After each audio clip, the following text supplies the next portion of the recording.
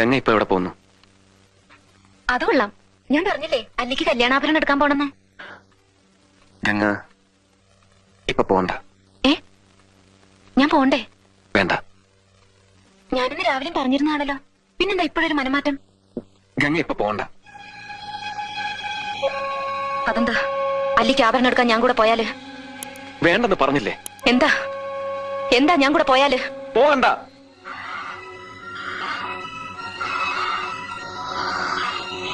വിടമാട്ടെ.